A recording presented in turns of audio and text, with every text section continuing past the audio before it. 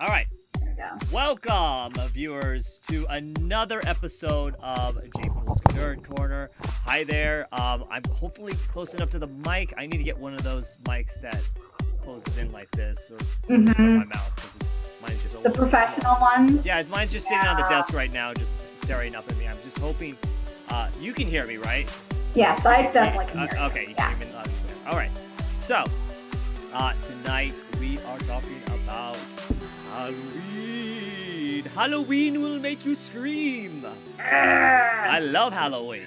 Halloween is one of my favorite quote-unquote holidays of the year because it's the year where I, as a cosplayer, you have to wonder, what the hell am I wearing for Halloween? It's recycled cosplays. You gotta pick one. I know, but it's funny because I do have a lot of friends with like dozens of cosplays in their closet, and they just open the closet going, what do I wear? I dress up like maybe like a dozen times out of the month, like, you know, every month. And now I don't know what to do because I'm a costumer. Like the average person, they usually just either dress up for a convention, maybe if they even do dress up for a convention, or they dress up for Halloween. So for us cosplayers, we dress up in costume all the time. So all the time. But it's not just about dressing up. Halloween is an awesome time to talk about scary stories and movies and television shows. That's what we're going to talk about tonight. We are actually, I have my top 10 in no particular order because I couldn't number them. It's hard to number them. I know, I was going to number them, but it's hard to go one over the other because there's so many good titles. When somebody asks me, I'm like, you gotta pick a subgenre. You can't just say horror. You gotta be like possession or slasher movies. Like, you gotta pick a subgenre because I have so many favorites. It's too hard to really pick like the number one that I would love forever. It's really hard. Oh yeah, definitely. And I forgot to introduce my lovely co-host, Madam Moody. Ta-da! Hi. What's up? Hey, you can check her out on Facebook, Madam Moody's, was it Costuming Design? Yes, costume design. Yep. Yes. And I'm J Pool, of course. If you're watching this, you're on J Pool's Nerd Corner page. So yeah. Welcome to the Halloween episode. Sorry, I've been away for a couple weeks without a show. There's actually been a lot of news recently. I haven't gotten into that. I probably will do another show, maybe separate, unless you want to join in. About some of the most recent news in pop culture, including, unfortunately, the cancellation of one of the shows that just got really good, and then they decided to pull the rug right out from under it. Yeah. But we're going to talk about some stuff that's creepy, stuff that's scary. It's horror films. And like I said, I have my top 10, but I have my top 10 what I call classics. And then I also made another top 10, which are modern day, in my opinion, classics, or that have become classics, and some that are more recent too.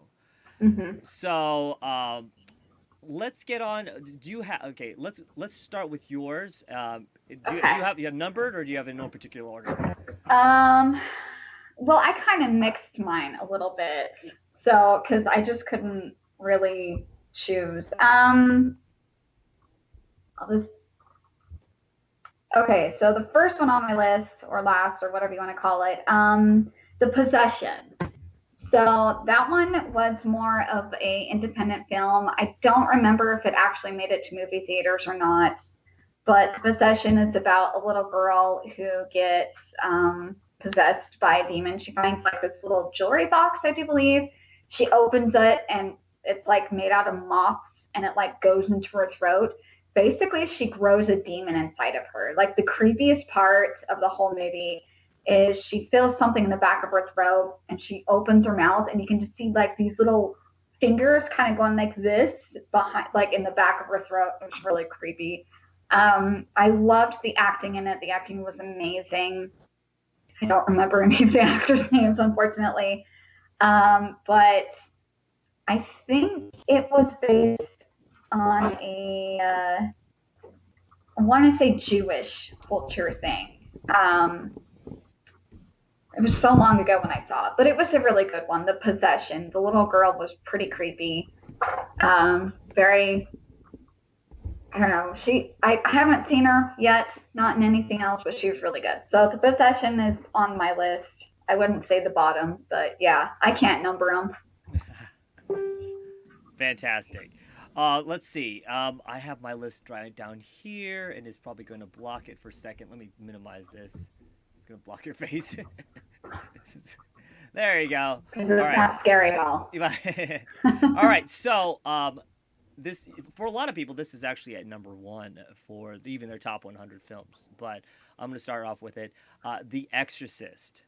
Yeah. Now, I saw this when I was really young, probably younger than most kids should actually not watch this film because this is about a young girl who gets possessed. And it is one of those films you go into. It's a slow burn film, okay? So if you're, it's at the it was I believe around the 70s where you just didn't have you had films that were slow burn films. So modern day audiences may not, especially young people that love horror films, but they'd be like, okay, so when is the scare coming? Okay, this is taking a while.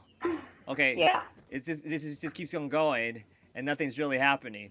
So you really have to be into this type of film, but it really like the payoff is awesome, and it's just this haunting film.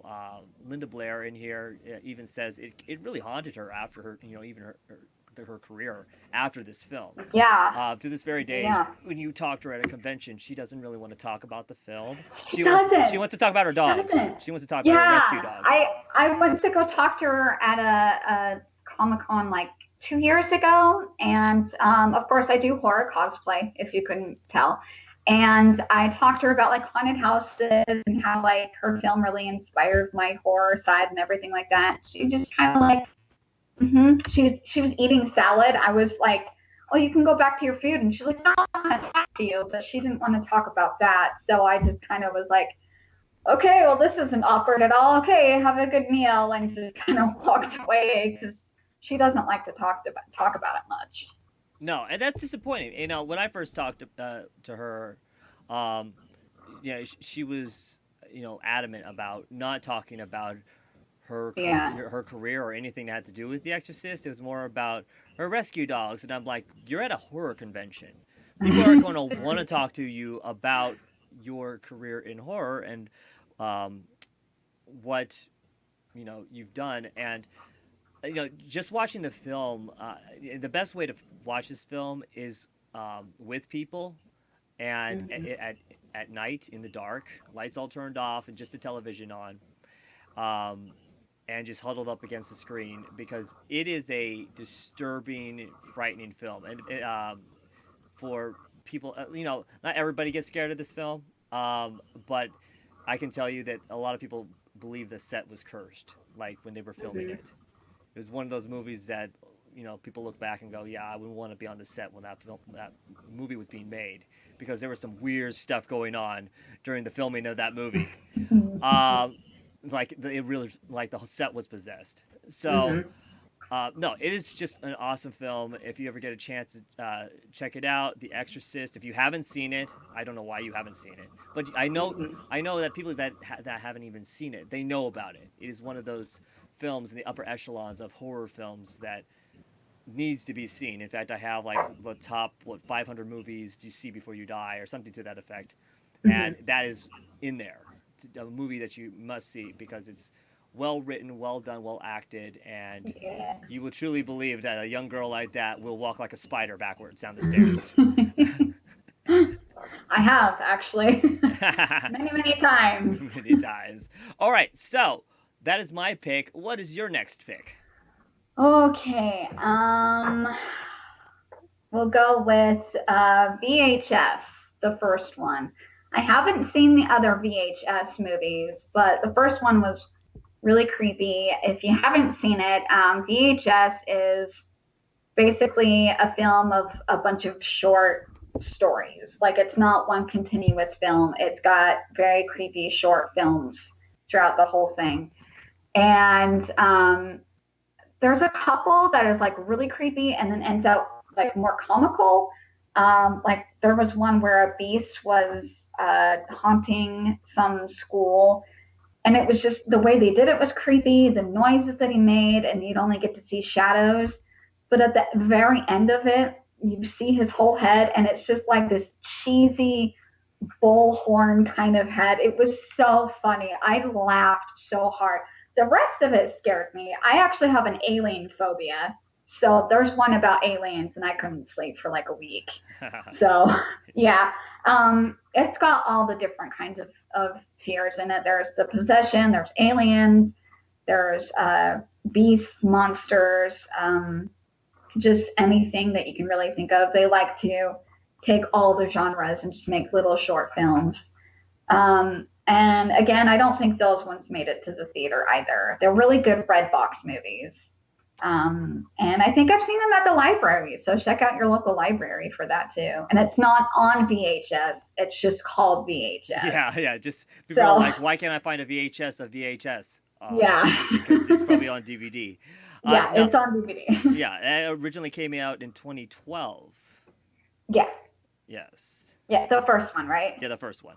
Yeah, there was a couple more. I didn't get to see those ones. I think one of them is actually on Netflix. I do believe. Maybe I'll have to check again. Or Amazon. Or Amazon, yeah. Yeah, I would definitely recommend that one. That one's a really good, I would say third date movie. I wouldn't say first date. I would go with some softcore horror for a first date. But for the third date, if y'all are into it, then yeah, definitely watch that movie. Go all hardcore. Yeah. There's some pretty crazy stuff in there. So. Oh yeah, definitely. All right, so that is your second pick. My next pick, pull my list up, is you said you have an alien phobia? Mm-hmm. Well, my next pick is Alien. Okay, so here's the thing. I actually liked those movies, which is surprising. I still had nightmares, but I would probably watch those again because they were really, really good. At least the first one. I'm kind of iffy on the other ones, but the first one I really liked. Now, I watched the first Alien when I was really young. I wasn't even 5 at the time when I watched it. Oh my gosh. So, yeah, I watched a lot of rated R films before I was 5. I wouldn't suggest that to a lot of people. I do know that I have friends that have raised their kids up on R-rated horror films, but Mm-hmm. I was kind of raised in a very conservative household, and most of my friends didn't watch R-rated films like I did. So, I got to watch a lot of, horror films when I was a lot younger. And Alien, of course, is such a classic in my opinion. I would consider the first one a horror film and the second one an action thriller. There's a lot of horror elements in the second one, but I think the first one was more horror elements because you didn't get to really see the alien until near the end of the film. Yeah. Most of the time, he was shrouded in shadows. We saw his tail, maybe. We saw a bit of him, going, and we saw at the beginning. Spoiler for anybody who hasn't seen Tom Skerritt. I got to talk to Tom Skerritt years back.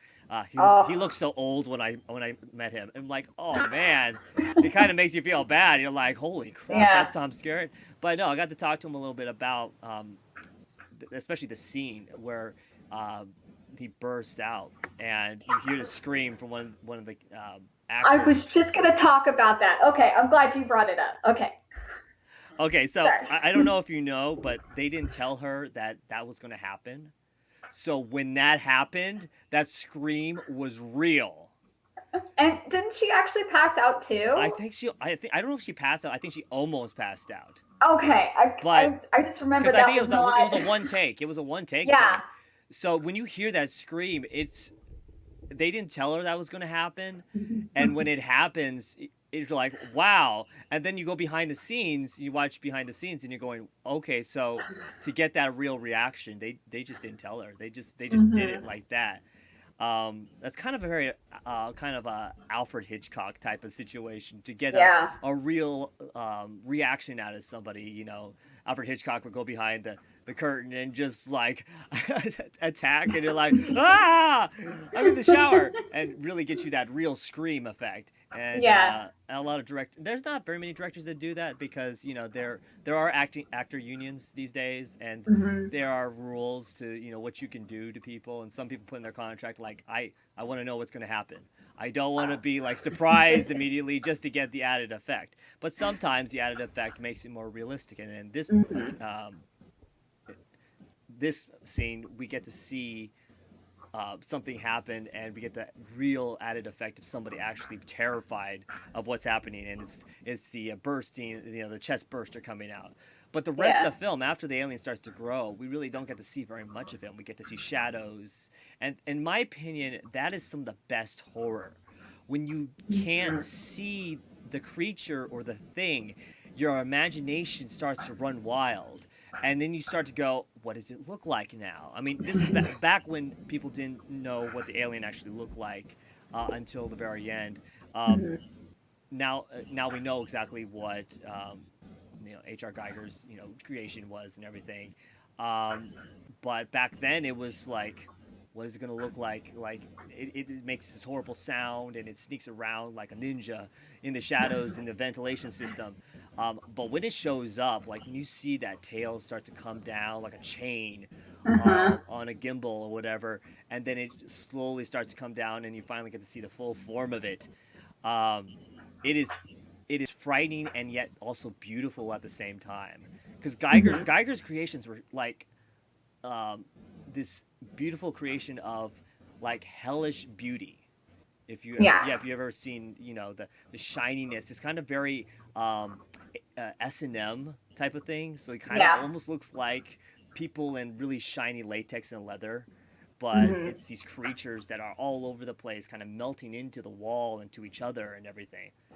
It's Um, just creepy. yeah, it's like a hellish landscape of anyway. That I always loved those designs. There's actually a book you can actually buy with all his drawings and everything. This is Oh, that's what they cool. used for to create the aliens, because they asked him, we need you to make something, and he made all these awesome drawings and everything. So yeah, definitely check that out. But no, Alien is one of my top, like especially alien horror films, but horror films in general, because of that, and just a good story all around. There are some films, unfortunately, in the Alien franchise that are kind of like the more Yeah. recent, like Prometheus and Covenant. Prometheus. I like Prometheus a little better than Covenant. I was hoping a lot about Covenant because what I saw in the trailers, but Hmm. they kind of dropped the ball with that. Ridley Scott has kind of, I don't know. I think it's with coming with age.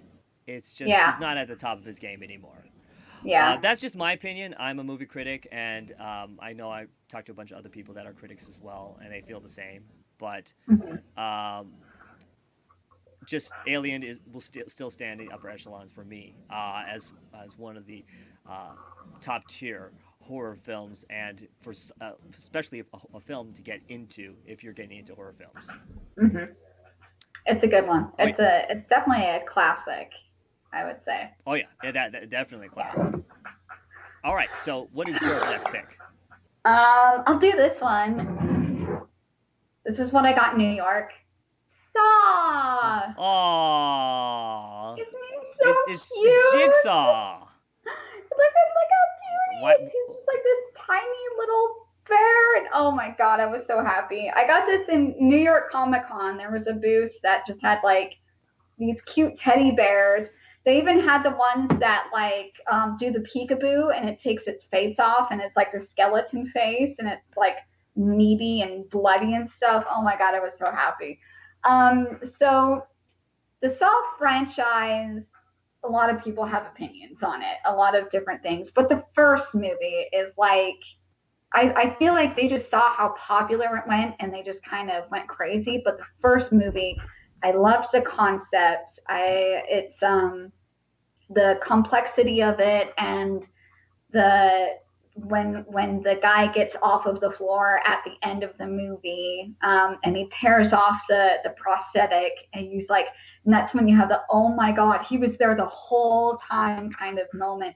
It's a really good film to watch as far as like if you like a lot of gore, and you're just all about gore, it's a good movie. The plot line, the storyline is really, really good.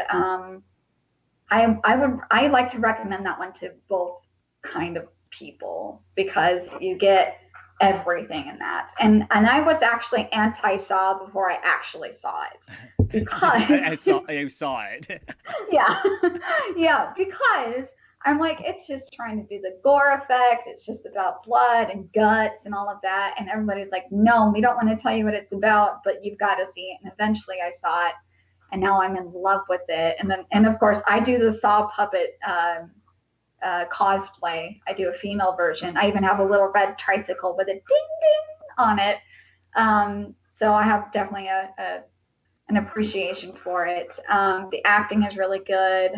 Honestly, if you like a good puzzle, definitely watch the Saw movie, at least the very first one. The ones after that, if you like to continue the franchise and watch them all, that's great, but at least see the first one. I wish that we could have more concepts that are that complex and storylines that connect and just have all these really cool elements to it in other horror films. I haven't seen it in anything else, not really. Maybe Insidious chapters, but Saw is definitely, I wish they had actually kind of just slowed their roll about trying to make money. If they didn't think about making money, I feel like they would have really could have had maybe 2 to 3 more movies that would have been really, really good to really nicely finish it out. But the first movie, the Saw movie, definitely watch that one. Love it. Oh yeah, definitely. Actually, that's actually part of my modern classic horror film list. Yay! So we don't have to talk about that now. But we'll talk a little bit about like okay, so James Wan, he's a very good director. He started off with the first Saw movie. They originally they were on a budget, and they didn't have very much money to actually play with. So shooting in one room was so cost effective for them. They were on a budget of $1.2 million. For some people, for an independent film, that's pretty good. It's not great. That's pretty good. There's another film I'm going to talk about a little later for the modern horror films that was on a budget even lower than that, way lower than that, and it made record amounts compared to how much the movie actually cost. So we'll talk about that a little later. Now I want to guess it. Well, let's just say it's I'm going through my list. Like, which one is it? Yeah, you'll probably guess it before I even say it. But like I said, this was a $1.2 million film for the first Saw, and it made in the box office $103.9 million. Holy cow. That's a good percentage. They made their money back, and it's become a cult hit. They used to release the Saws around Halloween.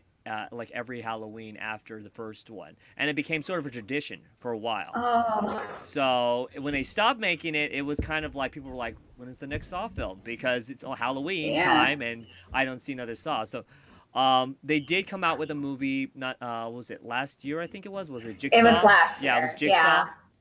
You can currently watch Jigsaw on Amazon Prime right now. So if you missed it or you don't own it already, Jigsaw is available on Amazon Prime.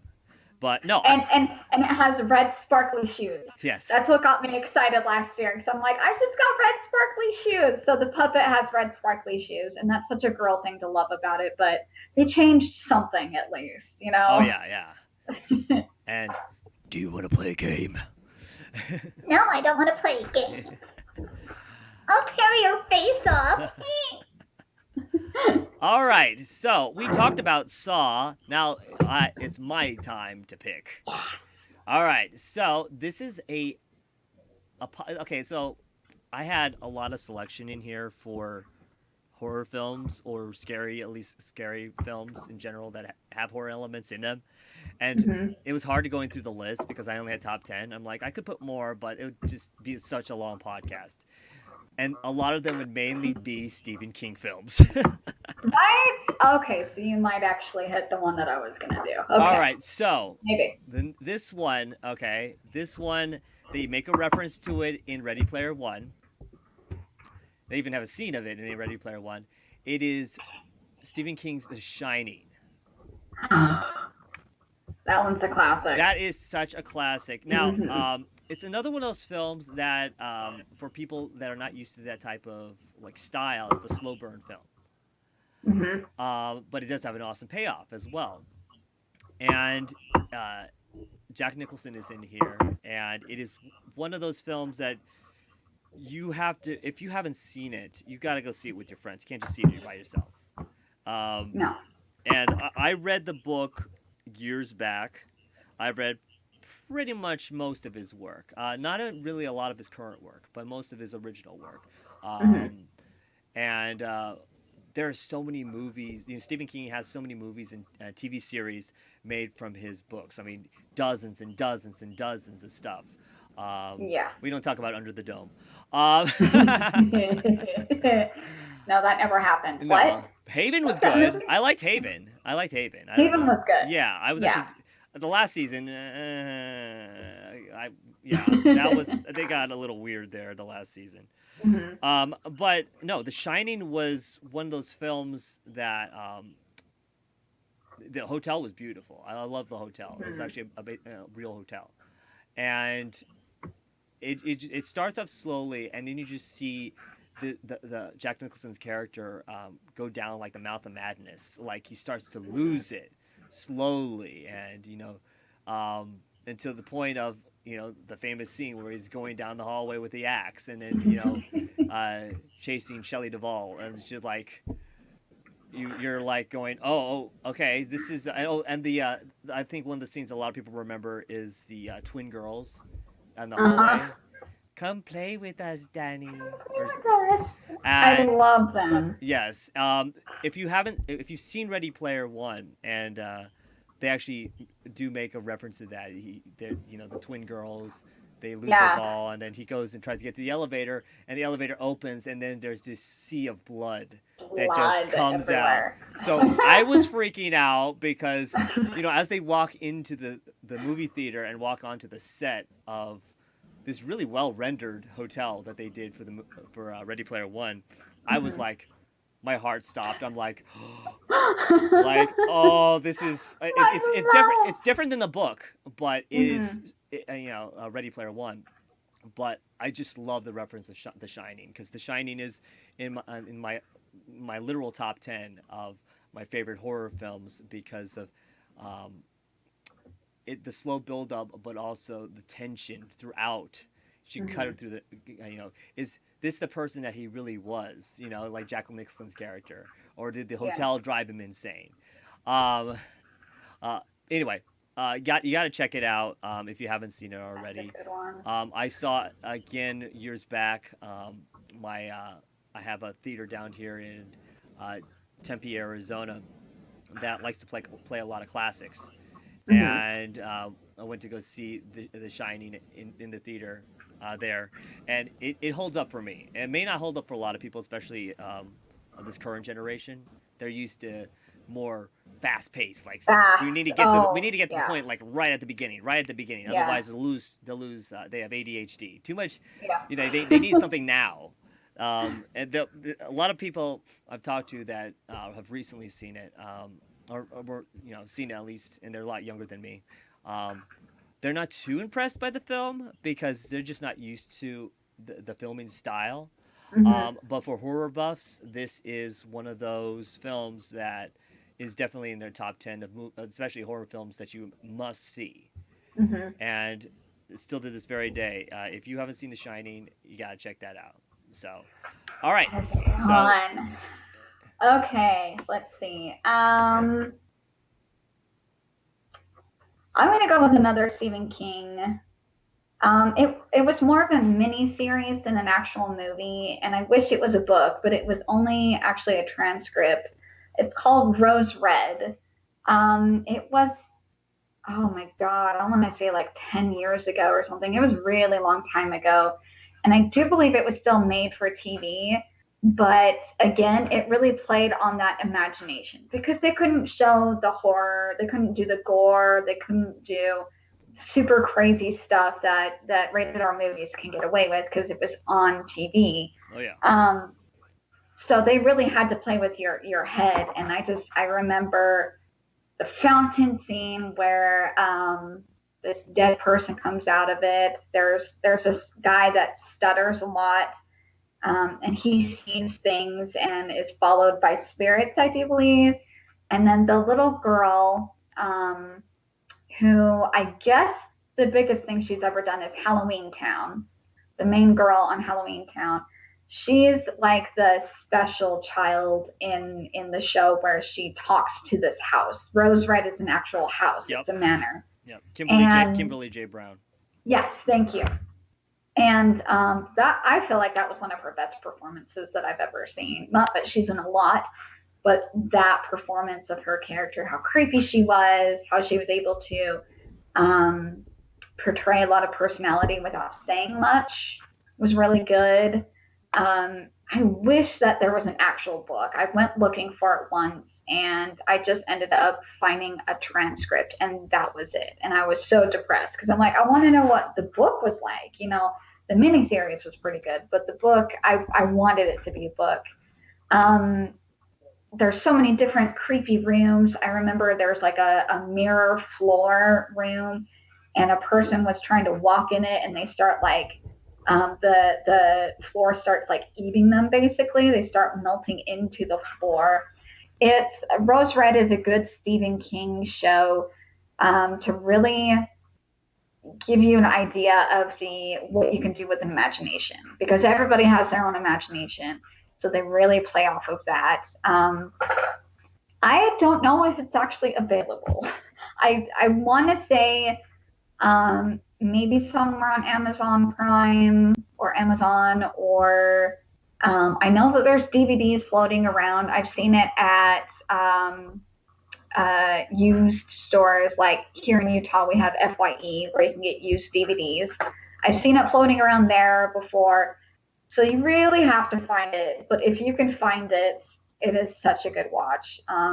Again, it's a mini series, so it's really long, but the creep factor that comes out of it, for being a made-for-TV show, it's probably one of my favorites. That is just so creepy because it just plays with your mind so much, and the effects that they had was really cool too.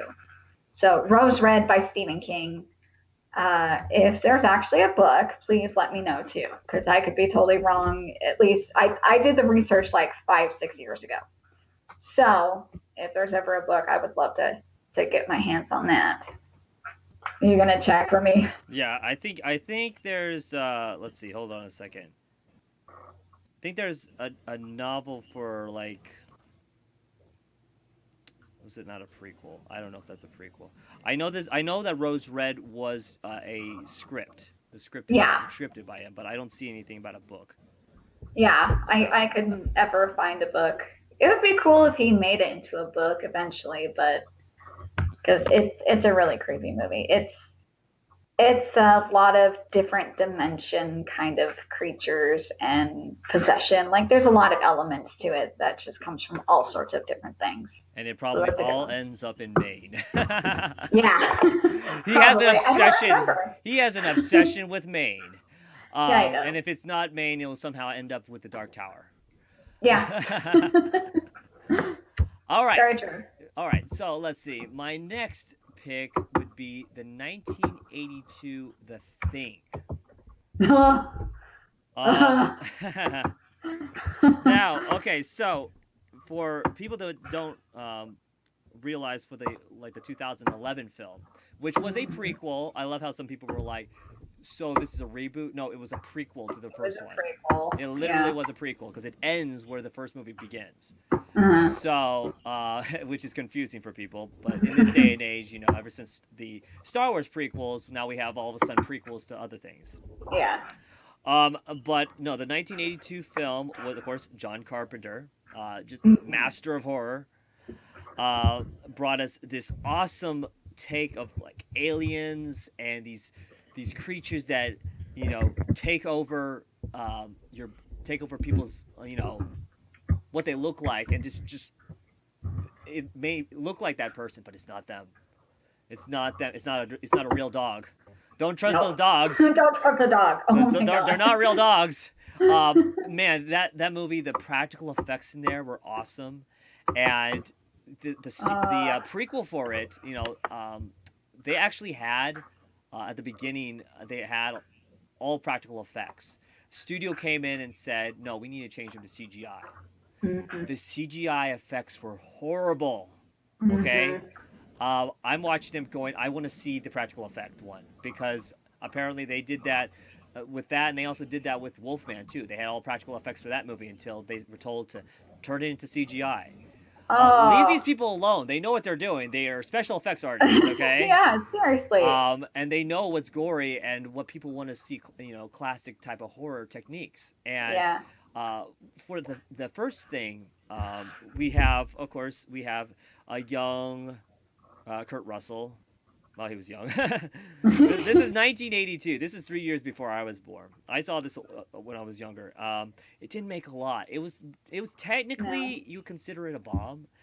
Budget was $15 million at the time. I don't know what the inflation rate is right now. I don't have that thing pulled Yeah. up yet. But it only made about $19.6 million domestically. So technically, it's a bomb. What it Yeah. doesn't make really bad because you have 50 million in budget and then you have to promote it in commercials and everything Yeah. else like that. So all the promotion and stuff is way more than it's sometimes even the budget of the film. It didn't make it back, but it is a cult classic. Literally, if people will reference the thing, there's a lot of people that reference the thing. Mm. Hold on a second, my throat's getting dry. Water. You're fine. Water's good. I have liquor, but I'm just kidding. Or am I? It's been a long weekend. Oh yeah, oh yeah. No, but the thing is, just one of those films that you really need to see if you haven't seen it, or if you've seen the prequel of it, and you really want to go back and watch. I wouldn't say the prequel was bad. I just say it's still the original holds up. Mhm. And sorry. Please don't die. No, I'm not gonna die. My throat is just getting dry when I talk a lot. But Mhm. it's definitely one of those films you need to check out. It's scary if you're not used to that type of like body gore type of stuff when it Yeah. does occur. Those practical effects are awesome. So, Yeah. yeah, check it out. I remember that one so much. I haven't seen it in years, but man, when it turns into the thing, oh my god. Ugh. Blech. Oh yeah, it's like nobody can trust anybody. Yeah, No. in that film because they could be that creature. Okay. Let's see. Which one should I pick on my list? Okay, so this one is a Netflix original that was last year. I do believe it's a Netflix original. It's called Hush. And yes. it's a good one. And it's about it's more like a thriller than it is a horror film, but it's like horror thriller more than anything else. So the main character is a woman who's deaf, and this guy, this murderer guy, you don't even really know who he is. He ends up killing her neighbor, and they're like in the middle of the woods. There's not really anybody around. The best scene is like the neighbor is like running up to the window and she's trying to get the lady's attention, and of course she's deaf. She can't hear the pounding and stuff. And the suspense from her being deaf, and also I love the perspective of what a deaf person needs in their life to actually have a functioning life. I love the representation of it. It's just creepy in and of itself because she can't have the normal ways to fight off a bad guy, because you use your hearing a lot. She has to try to best this murderer in ways that most of us wouldn't have really thought about, because she's deaf and she's got to survive on it. It's a really good one. So it's Hush. It may be on Netflix right now. I'm actually going to try to see if it's on Netflix or not, but it was a really good one for last year. I would recommend it if you can find it. it's a really good suspenseful kind of movie. Oh yeah. So Definitely. yeah. Oh, it's my next one. All right. So my pick is another Stephen King, and this one, Yay! another Stephen King movie. Um, this one is actually another classic, and it's definitely the book. You definitely got to read the book. This is James Caan and Kathy Bates. It's called Misery. Misery, Oh. yes, such a good book, such Yes. a frightening book. My sister, when she first read it, she had to keep putting it down. The book is a little more disturbing than the movie. Is it really? Yeah, it's more disturbing than the movie. There are parts in there that probably wouldn't, they probably couldn't put on screen because it's the type of movie where if you're a famous person, you don't want that type of obsessive fan. That's true. It's about a writer who ends up. I don't want to spoil too much for people who haven't seen it, but it's about a writer who decides to do something with one of his characters, and one day something happens, and he ends up with this crazed fan, played by Kathy Bates, who wants him to change his book and rewrite it, and rewrite a specific character in there, and she will do anything to keep him there. And it just shows how crazy this person is and what she'll do to keep him there. And let's just say there's a scene with a sledgehammer. If you have not seen at least the beginning of it, because it is like you're going, oh, no, things are not supposed to bend that way. Yeah, that's an oh shit moment. Like, yes, did that just happen? It is one of those things where like you try to question, should I actually become famous? I like actually. It's interesting when I am like out in the East Valley here, and sometimes I'm walking around, or like I go to like an event or something like that, and because I've been showing my face more out of cosplay, more people walked up and started to recognize me. And I had this one guy come up, and more like a kid. I would think he was like in his mid to late teens. And he started freaking out, and I'm like, hi there. And he's like, are you J-Pool? And I'm like, yes. And I wasn't even in cosplay at the time. So I was thinking that, he might know me for my Deadpool cosplay or anything like that. It's like, no, I love your podcast, and I can't believe I'm meeting you. I'm like, oh, thank you. That's pretty cool. Like, somebody actually recognized me out of my cosplay, not for Deadpool, but I haven't got those obsessive, crazy fans. I'm not to that point of like Jessica Negri famous. Not even close. I know that she has those crazy people that usually have to be blocked from her page because they do some weird stuff or send her some weird stuff. But this is the type of fan that you definitely don't want to have. And hold on a second, my cat just jumped on my desk. Oh, hello, kitty. Yeah, I can't imagine what that character would be like in this day and age. Oh, yeah. Like, could you imagine the modern day stuff this person would have been able to do? It's insane. Find out where you live immediately by just typing up specific things. And it's a very frightening film. And it is one of those films that is very unsettling. But still just one of those classic horror films where it's so simply shot and such a simple premise, and yet you're sitting there in the theater or you're sitting there in your living room just going, when will this be over? Please let this be over. This is like, it's so, unsettling to watch all these events take place. So my cat just knocked my cups off my table. No. That's what cats do. I know. Elsa, move. Sorry about that. Somebody heard something drop. That's what happened. But no, it's one of those films, one of those Stephen King books. That's one of my top favorite, like Stephen King books. Is just, it was so well written to be just disturbing.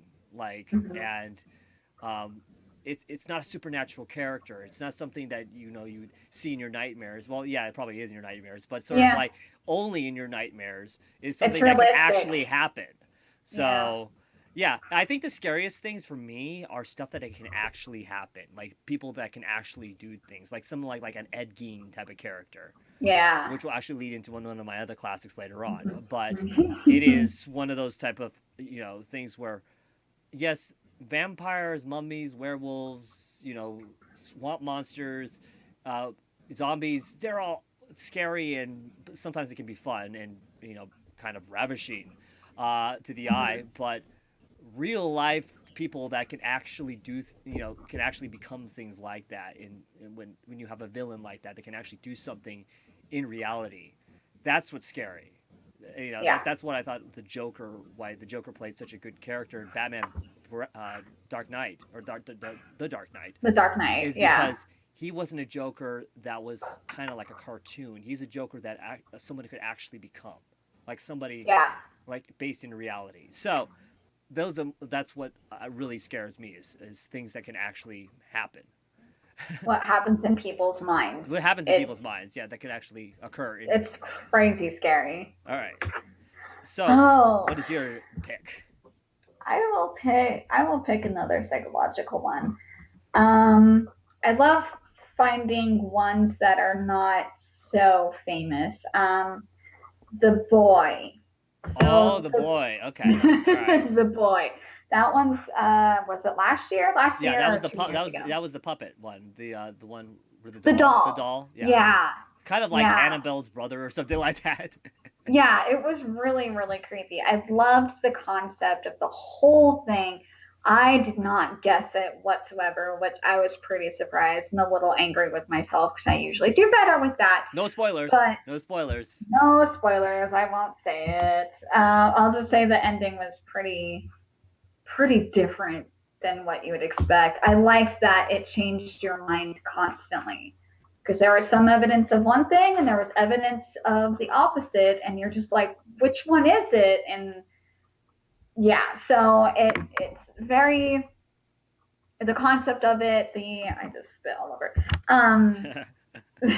The objects, the doll effect is always one of those fears that people have and stuff, and so I loved the doll effect, and um, it's just a fun, creepy mess. And you learn a lot about the character later on too, and I can't talk too much about it because then it'll give out so much. So the boy, I think that's on Netflix.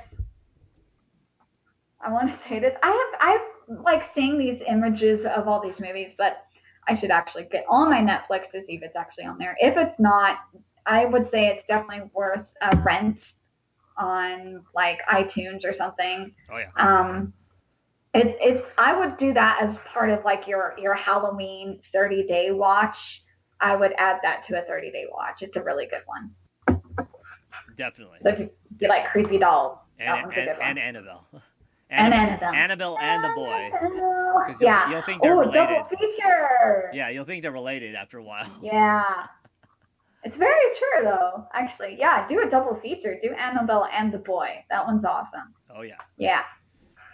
All right, so for my next pick, sorry, I'm blocking your face. It's okay. I was just talking about Ed Gein. And if you understand that reference, you'll understand what my next pick is going to be. It is the classic, The Silence of the Lambs. Dun, dun, dun.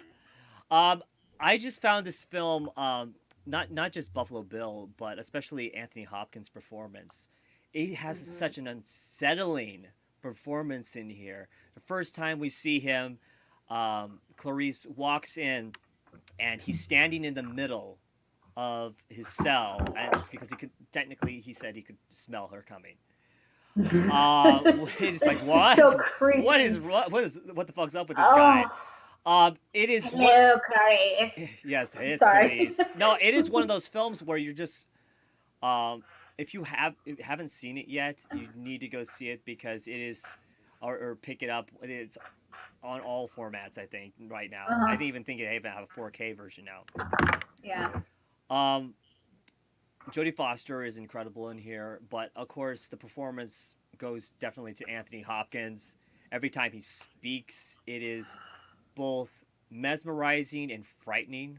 Yeah. He's like sexy creepy. It's really weird. Like as a woman, it is like the weirdest feeling to be so sexually attracted to the worst person you could ever possibly meet. He has this aura about him that's just so sexy, but then you're like, the things you've done, like I don't know. Oh yeah. Maybe fantasized, I don't know, not really, who knows, but he's very good at like combining the most random elements of a person, and sexy and creepy is like the biggest element in his character, and because you want to love him and you really can't. It's yeah. Oh yeah, definitely. And he's intelligent, and he flaunts his intelligence, and sometimes messes with people because he is so intelligent. And that really, I think, also shows more of what he can do even in his cell in Red Dragon. Yeah. But in Silence of the Lambs, which we get to see, just I love that line. I ate his liver with some fava beans and a nice Chianti. Don't make that noise. I know. It's sucking in. He's going. I can't do it with the fangs. Yeah, it's hard to do with fangs. Ask Nina Dobrev. She probably couldn't do it with the fangs either. Yeah, probably. But no, it's an incredible film. The Buffalo Bill story was, of course, a very Ed Geinish type of character. Wearing people's skin and everything. It puts the lotion on his skin, or does what it's told. It puts the lotion on his skin, or it gets the hose again. Put the fucking lotion. Yeah, I know. Just the way he just goes from calm to like, put the fucking lotion on the skin. And you're like, whoa, okay, this guy is like, already you understand that he's a psychopath, but then he gets like crazy after that. But yeah, the dance in front of the mirror. Would you fuck me? Oh my god, that's the classic scene. That scene and the Hello Clarice is like the most famous scenes ever with horror movies, just because it kind of broke the mold. Oh yeah, it definitely. Really broke the mold. It's one of those classics. It is a crime mystery story, also mixed in with a horror story, and it is just, and that in itself. I mean, I sometimes see Hannibal Lecter as almost cartoonish in a way, but because I don't know if his character could actually exist in our reality. I know that Buffalo Bill's character could exist in our reality because it has. If you've ever been to the Ed Gein's museum, there's actually a museum with a lot of Ed Gein stuff in there, and it's kind of disturbing. Oh my god! Yeah, including an actual glove made out of human skin, an actual hands glove that he wore. Anyway, yeah, if you ever want to check it out, I forgot where the museum's located, but yeah, when the FBI came in, I don't even know if the FBI was around that time, but when the authorities originally went into his house and they finally found out who he was, there were body parts and jars and all sorts of different things, and very disturbing scene apparently, and that's really what inspired Buffalo Bill's character in Silence of the Lambs. Classic film, you need to see it. Red Dragon was awesome. The next film after that was crap. That was really bad. That was the one with Julianne Moore and Ray Liotta. I don't know if you remember. There was a scene where he's sitting at the table and his skull was cut open, and Hannibal Lecter was slowly scooping his brain out. That was that was a good part. I liked that part. No, too much for you. No, Red Dragon. If they kept it at Red Dragon, I'd have been okay. But they decided to go further, and I don't know. That movie didn't work. And anyway, that's my take on it. There's another Hannibal Lecter film out there, which with completely different actors and everything. But I love Silence of the Lambs. No. Hold on a second. What wasn't there a show though? Like I think it was called Hannibal, or was that the No, movie? that there was a show, Hannibal, that had Okay. Mads Mikkelsen, which in my opinion, I hate to say this because I love Anthony Hopkins and Hmm. I adore his acting, and especially since he is in the upper echelon, he's in literally the top 10. I think in AFI's top like 100 or 50 or top 100 villains or whatever. Hmm. He's like in their top 10. I forgot what number he's in. Um, but since they were able to do more with the show, Mads Mikkelsen played such a better. I hate to say this because I know I'm Really? probably gonna get attacked by a lot of like hardcore fans, but I do have friends that do admit this. He played such a more like three-dimensional um, Hannibal Lecter in there. If you haven't seen Hannibal, it is a really good show, and I was really disappointed Okay. when it got canceled. So Yeah, I was gonna say I'm pretty sure it got canceled. I didn't have the means to get to watch it, and I was really mad because I heard it was really good. Um, and I kind of regret that I wasn't able to watch it because then it got canceled, and I'm like, no, I it if would have you been awesome to if watch. you ever get a chance to see it, I Yeah, think it's on Amazon Prime. I'll probably find it. I think I saw it on Amazon Prime. So if you got you guys out there, if you guys have Amazon Prime, check it out. That's not a promise, but I've Yeah. seen it on the Prime schedule. So Okay. All right. Let's choose another one. Should we go with a funny one? We'll go with a funny one. Tucker versus Dale. oh, okay. So okay. Did Well, you just took one of my modern day ones. I really? I'm Yes. sorry. No. That's okay. That's okay. Because I also had Shaun of the Dead on there too. You know, Oh, why didn't I do that one? I I love Shaun no, of I the do Dead. love what I love about before you start. What I love Yeah. about this film is it takes all those tropes that you see in normal horror films and turns it on its head, and then makes you realize the bad guys who you think are the bad guys are not really the bad guys. So there you go. Go on, go. It's just so funny. It's oh my god, why am I Alan Tiddick? Yeah, Alan Tudyk. Tiddick? He's one of them. I don't remember the other guy. He I feel like it's one of my favorite movies of Alan's just because he's always done really good with comical stuff and a lot of nerdy stuff, but I love him in this movie. This has to be my favorite. Just because you see like the um well, I don't want to say cabin in the woods, but like the horror movies that take place in the woods and it's like the what's the word I'm looking for? The southern kind of creepy movies like The Hills Have Eyes or Yeah, whatever you're it's called. expecting all these hicks, like Yeah, like yeah, it's trailer like the trash big type of people slasher. that are. And funny thing is, in my location, I'm surrounded by trailers. So I don't live in one. I live in a house, but I'm literally surrounded by trailers. That's Uh, funny.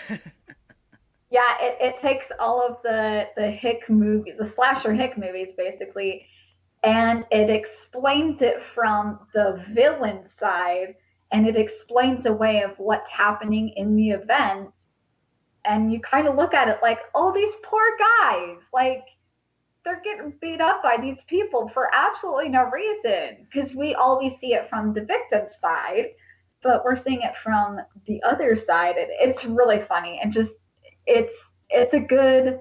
I want to call it a classic. I feel like it's going to be a classic comical horror movie, just just because they do such a good performance and just the reasons that they come up with certain things that happen in plot lines, the classic plot lines, is just so funny.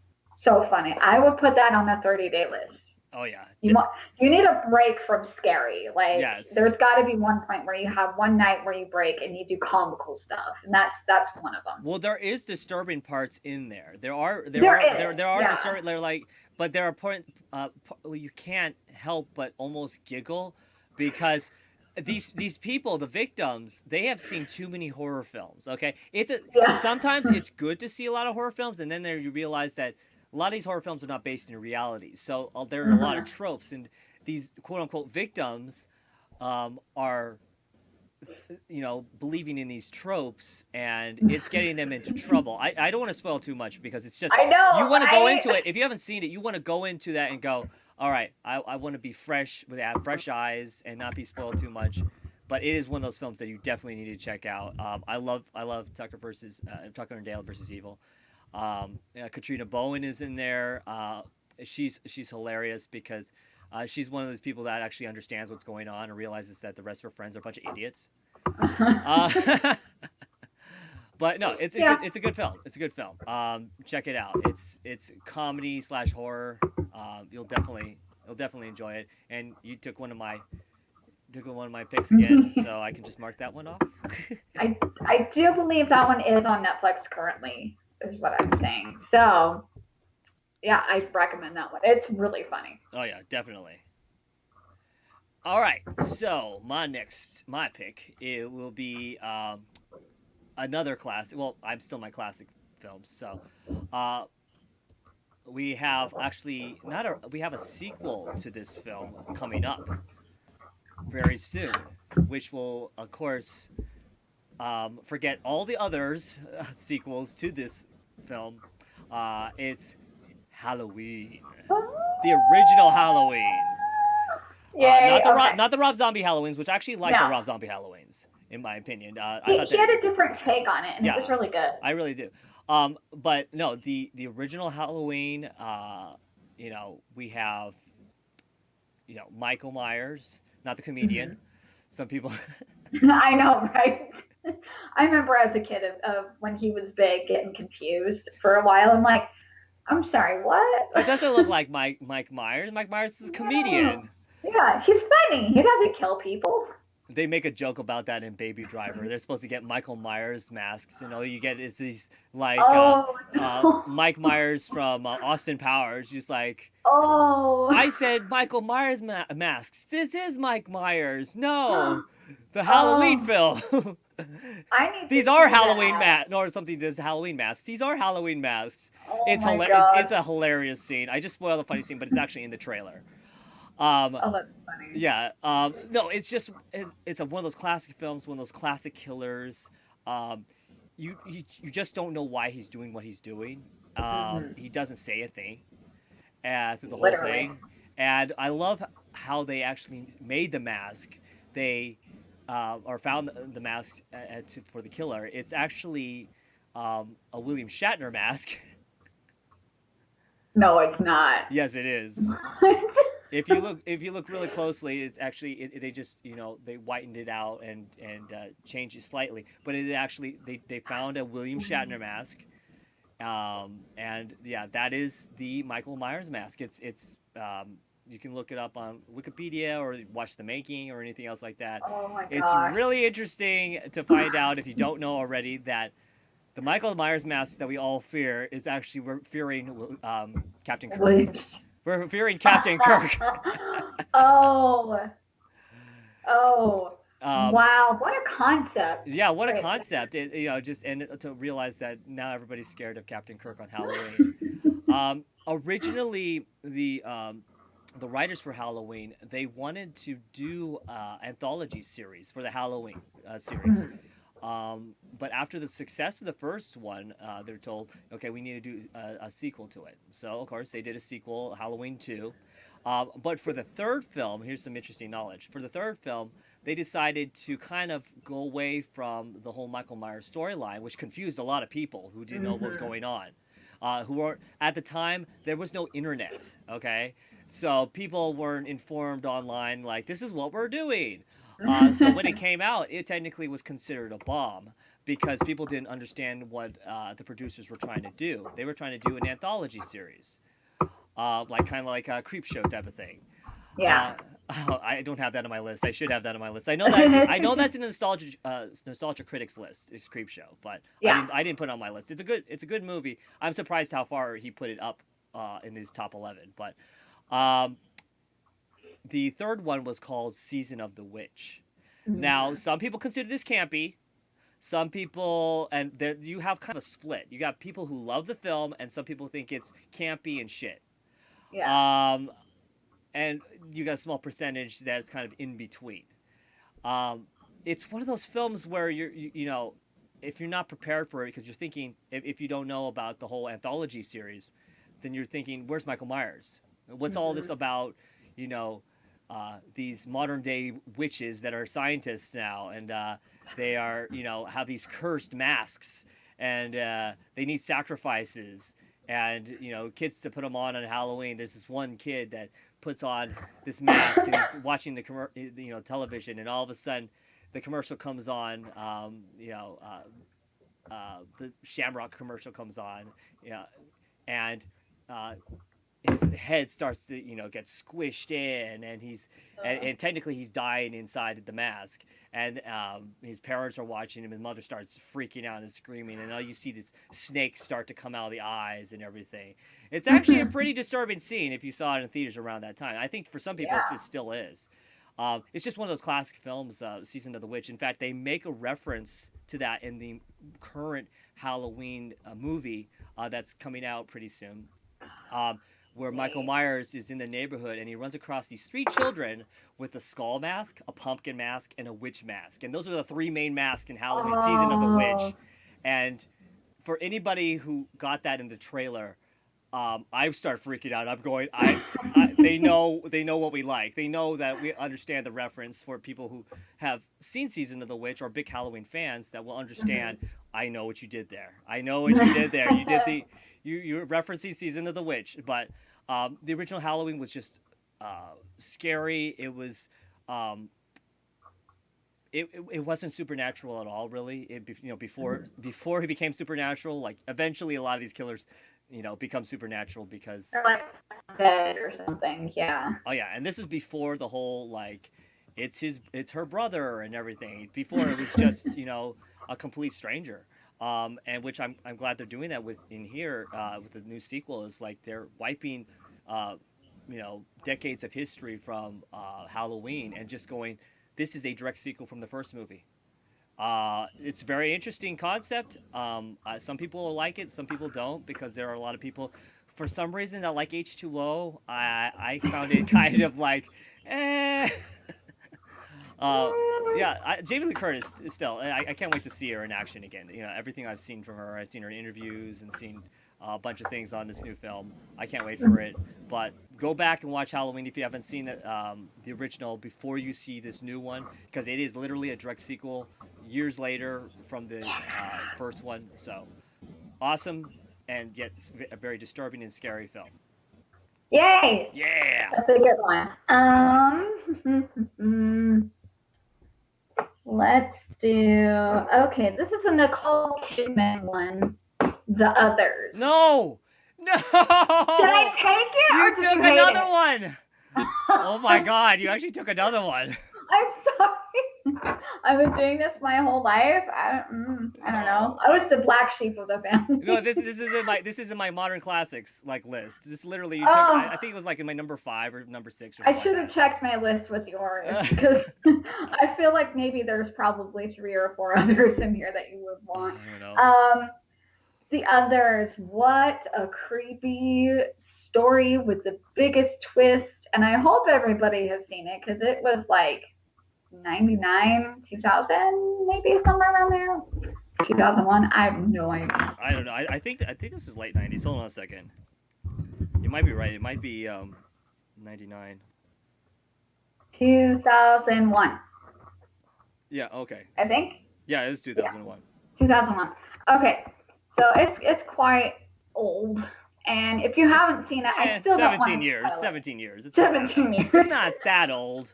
I don't want to spoil it still, though, because it's one of those twists that you're just like, what?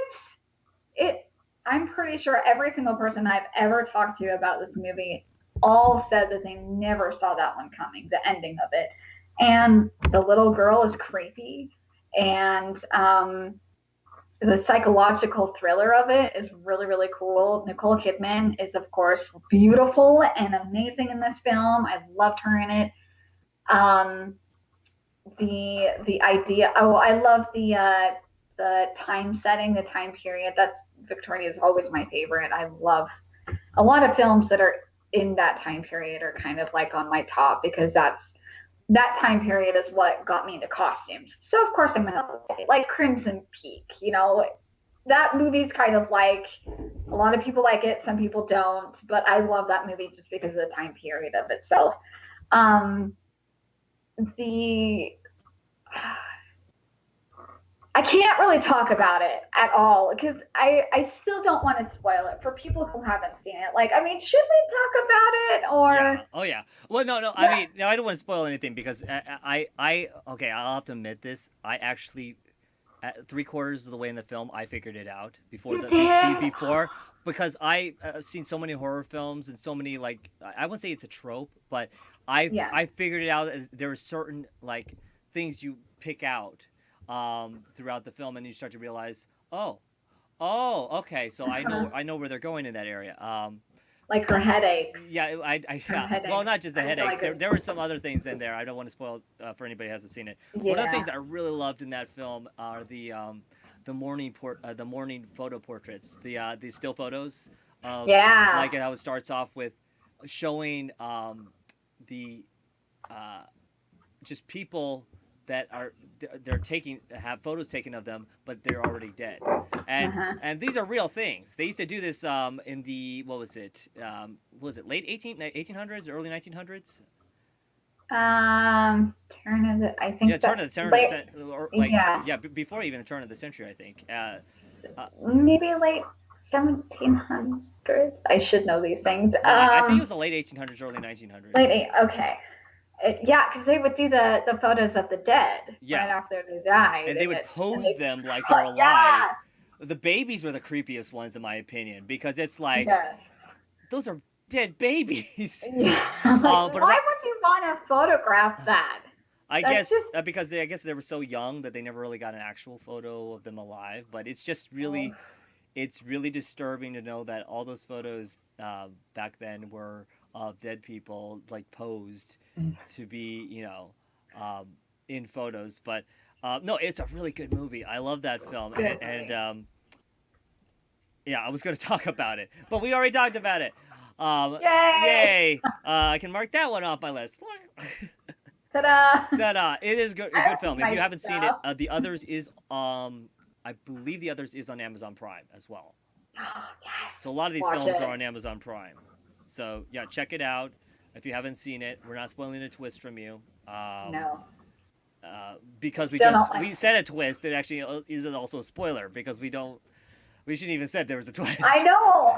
We should I even know. said that because it's just, yeah. Okay. Oh yeah, definitely. No more talking. No, we're talking. No, we're talking. No more talking. All right. So for my next classic one, we have, and not the remake, but the original Psycho. Yes, Psycho. Um, Okay. I don't know if you're a fan of it like I am. I really like. I love the trivia behind it. I don't know a whole lot, but the little trivia that I like, I know about it. Now this is Working in haunted houses, you kind of have to know some of these movies. or you have to know at least Alfred Hitchcock in general. At least. He was a classic horror director. Yeah. He knew really what disturbed people, even if it was like birds. Birds don't scare me. You will after this movie. Uh-huh. But I've had situations because I feed my birds in front of my house, so I get doves and pigeons and everything. And we have this like electrical line that goes from my house all the way to the pole up here by the street. Uh-huh. And in the morning, because they know I have a time schedule to feed them, and so I walk out at about 7 o'clock in the morning, and there's this line of birds going from the start of the line all the way up to the electrical line, and then we have 3 other lines above that, and they're covered with birds. So literally, they're waiting for me to feed them, and it's if you're not used to that scene, you walk into it going, "What the hell did I just walk into?" Because there's birds everywhere. I had somebody walk by one time, not realizing what was going on, because they were having their morning walk. Mm-hmm. And I come walking out with my bird seed and bird bread and stuff, and I call it bird bread. It's just bread with peanut butter in it. And they're wondering what the heck is going on. I'm like, I'm just feeding the birds. They're just waiting for me. And there's like, this looks like a scene out of Alfred Hitchcock's Birds. I'm like, yeah, I know. Alfred Hitchcock knew how to scare you, and for Psycho, the whole Norman Bates story, especially, uh, and I'm not really segueing very much, but you gotta see Bates Motel. Yes. Okay. Okay. I was hoping you'd talk about it. Oh yeah, such a good movie. But the original one was incredible too. Um, it just had I mean, what character you thought is gonna live for a while, all of a sudden gets killed off. You're like, wait a minute, this is a big name actress, and you're like, what? And What? Janet Leigh. But Mhm. it spoilers for anybody who hasn't seen it. But there's a scene in here where she does scream in the shower, and for the scene where she has to scream, Alfred Hitchcock actually frightened her on purpose to get her that effect. We were talking Oh, earlier about Alien, yeah. and this is the movie where you know I was talking about Alfred Hitchcock likes to set the mood and set the Mhm. atmosphere, and that's what he did. He just went in there with a knife, and just scared the crap out of her, really to get that scene right because he wants to get it realistically. Mhm. Anyway, incredible film. You want to talk about a little bit about Bates Motel?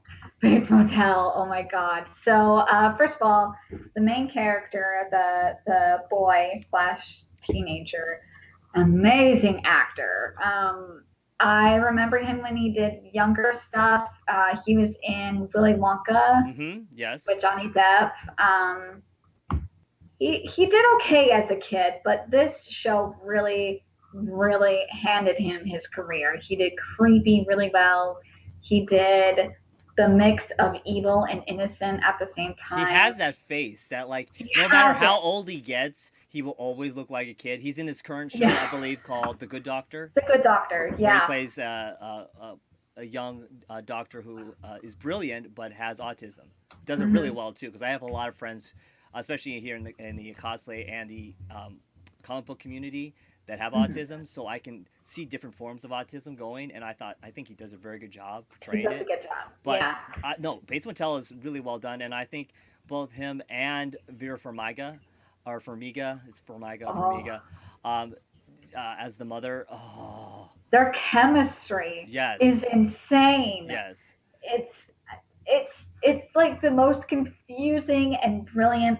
I don't know how they were able to get that on screen so well. I've never. It's been a long time since I've seen two actors have such great chemistry because they felt perfect for each other as mother and son, and the creepy sexual tension behind it, like all the elements that's with it. They did Oh yeah, so well on it. it's more believable like as a mother and son relationship than the one in Stephen King's Sleepwalkers. Yeah. If you haven't seen that movie, you got to go see that movie because Mhm. it's one of those campy as like Stephen King films. You're going like, really, really. Also, if you love cats, don't watch that movie. That's true. Don't watch that Oh movie. God. No, but no, Oh Bates Motel is good. What Cycle that was based on is just. I wouldn't recommend seeing the remake with Vince Vaughn and yeah. Anne Heche. That was. Uh, I don't see Vince Vaughn Yeah. as a good Norman Bates, in my opinion. Mm-mm. There's so many other people. I think what's his name? A person that would play a better Norman Bates. Shoot, he played. Why can't I think of his name? He's currently playing on American Gods, but he was Oh, I haven't watched it. He was Marty McFly's dad. He was what's his name? Oh, why can't I remember his name? Oh, I'm seeing his face. I know, but he was already in another creepy film as well. It had to do with rats. Um, Ugh. yeah, but no, he would have been an awesome Norman Yeah, he Bates would have. because he has this type of like creepiness in his voice and just the way he looks. Like he's about like he looks Oh, calm. Willard. Yeah, Willard. Yeah. Willard. Okay. But I forgot the actor's name. Why can't I get his name? I Hold on a know. second. Willard, he's also in like Charlie's Angels 2 or something like that. Okay, I'm looking it up. I know this is live. I know this is live, I and know, but it's gonna be held at. he's a really creepy guy. He does creepy really well. Willard, it's not on my list, but because I forgot about it. But Willard is pretty creepy. Crispin Glover. It Crispin Glover. yes, Yeah, he would have yeah, made a fantastic Norman yeah. Bates. He has the face for it. He has the look, and the current character Yeah. he plays in American Gods is just. I don't know. He's kind of unsettling. He's kind of like one of these characters. Just like all the gods are really cool, but when he comes on screen, he owns it. He owns the scene. I need to Uh, watch it. oh, it's a good. It's based on a book series. It's a Neil Gaiman series, Mhm. and it's a fun series. It's about this guy, and he has a zombie girlfriend that comes back to life, and you have this other guy who's a leprechaun, who's not what you consider a leprechaun, who lost his lucky coin, and then you have Odin, and then you have other gods, and then they have to deal with the current gods of the modern age, like of technology and of Yeah. um, uh, media and of other things, and they're all in the forms of these different people. I like the one of media. She's awesome. She's was it was it? I was gonna say an exercise person. Hold on a second. Okay. Isn't Kristen Chenoweth Easter? Yes, she's Easter. Okay. Hold on a second. I remember my musical fans went nuts when they announced that she was going to be in it. I'm like, oh. Gillian Anderson, that's her name. Gillian Anderson plays the goddess of media, and I love that role in there. I know we're getting off of horror stuff, but actually there was a lot of creepy elements in there. It's creepy. Yeah, I remember seeing trailers and stuff for it, but I never got a chance to actually watch it. There's a lot of disturbing images in there, and a lot of weird stuff. People getting sucked into places where you don't know, like, what the heck? I heard there's intimate things that got ruined for a while. Yeah, you're watching it going, this is on a premium channel? I mean, this is kind of like really out there. No, but it is a good show. But no, Crispin Glover, he's a good actor. He's very creepy. I think that he made such a better actor than Vince Vaughn. Nothing really against Vince Vaughn. I just don't think he fit the role for Norman Bates. I think that was one of those I want to break my normal role movies. You know what I mean? Like work. Jim Carrey and the number 23 or whatever. They want to say, I don't want to do this character for the rest of my life, so let me do something else for a movie. And sometimes it works, sometimes it doesn't. Yeah, that one did not. That didn't work. That didn't work. All right, so let's hear your next pick. Between these two. Black Swan. Oh, wow, okay. Black Swan is, I consider it a horror movie. Technically, it's more psychological thriller, but I consider it a horror movie because it messes with you so much, and the psychological part behind it of her going crazy is such a real thing that can happen, and to me that's scary. Like for you say like more the realistic stuff is a lot more scary than supernatural stuff, and the character technically the movie is actually Swan Lake, which I don't know. Yeah, like some people didn't get it. I was a ballerina when I was little, so when I saw the movie, I was like, so we just watched like a creepy version of the Swan Lake. Yep. That's kind of ironic because, like verbatim, it's really funny. So that's Darren Aronofsky for you. Huh? That's Darren Aronofsky for you. Yeah, seriously. I loved the costumes on it. Of course, I'm a costume fiend when it comes to that. There's a reason why she got an Oscar for it. I do believe she got Best Actress. Was it Academy or Oscar? I can't. One of those. I believe so. Hold on a second. I think it was the Academy Awards. Academy Awards. She got an award for a reason. She wasn't the only actress in that show, but she pulled a lot of the weight because of you had to see her mind unraveling. One of the most disturbing scenes of the whole thing that to this day people talk about is, like that little piece of skin like right here on your cuticle Yep. that like rolls up. So she has that and she like starts tugging at it and she pulls it all the way up her finger. And it's just one of those cringe things that like in real life when you pull on it, it like bleh, it's a cringy thing. But she like goes all the way up. And when she pulls feathers out of her skin, just like some of it looks like it's supernatural, and I thought it was going to turn supernatural, but it was just her psychological mind going nuts on her. Oh She yeah. basically she was an untreated schizophrenic basically, and it's really cool to see the mind her mind through it. I love her made up scene with her ballerina friend, and they get a little touchy feely. Oh yeah. I think a lot of people were waiting for that scene. Yeah, well, I mean, I didn't like it because it was sexual. I liked it because of the fact that she totally made it up in her mind. Oh yeah. And So did all the guys in the audience. right. All the heterosexual guys are going like, kiss her, Whoa, kiss her. Oh my God, kiss she's her going in for again. it. She's going. And then I love the line where like she goes to talk to the other ballerina and she's all like, okay, about the other night. She's like, what other night? And then she's like, wait, did you have a sex dream about me? Was I good? Like, that was a really cute line. And then, fun fact, if you actually watched the Academy Awards where she gets her award, she actually said, remember the guy that the dance instructor goes and asks, would you have sex with her? Well, and she points at her stomach and she was pregnant. So she actually slept with the guy from the movie that was supposed to say no, I wouldn't have sex with her. He was just like an extra in the dance company. So I thought that was pretty funny. Black Swan, I really want to do a cosplay of half and half of the White Swan and the Black Swan. Scalaras are really hard. Like the makeup straight down like that. Yeah, do a half and half. The only problem is I can't wear Scalaras. I have baby sized everything, and Scalaras are too big for me. But it's a good one. It's a good psychological thriller. You get to peek inside the mind of somebody who's unraveling completely. It's more like cringeworthy scenes. So that one's a really good one. Oh, yeah. There's a reason why that one won so many awards. Oh, yeah, definitely. Yeah.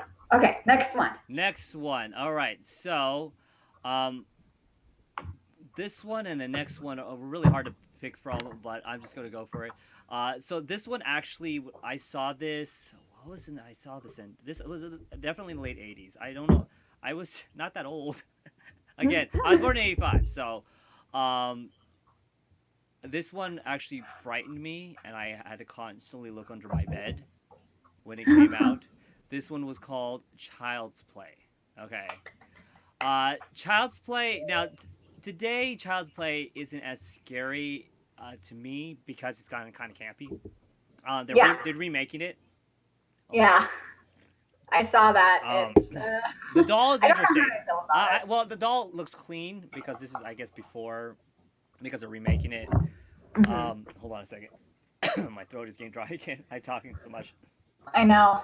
I'll tell you a fun story really quick. So I worked at Spencer's gift shop. Spencer's. Yep. Spencer's. So I didn't know if it was just Utah. I can't remember. Anyways, so we had the Chucky dolls, and somebody had returned a gag gift. It was the fart sound thing, and you can have like a remote control. You can put the sound thingy wherever you want. You push a button, it sounds like somebody farted. Yeah. So somebody returned that. We put it in our chair full of Chuckies, and this was during Halloween. We had our chair like kind of mid-store, but like in front of us, and we would push the button, and so many people freaked out. We actually got in trouble because we kept having customers run out of the store because they were so freaked out. It was just a fart noise, but they would see the chair full of Chuckies, and then they would just hear something. It was really funny. It was just because we just go, and it would start farting, and they would just book it. The last customer we were allowed to do that, it was a teenage girl and her little sister. And I didn't want to do it because I'm like, she has her little sister. But they ran so fast out of the store. Security thought something was happening. Like they thought somebody was getting attacked. So they ran in there and like asked us what was going on.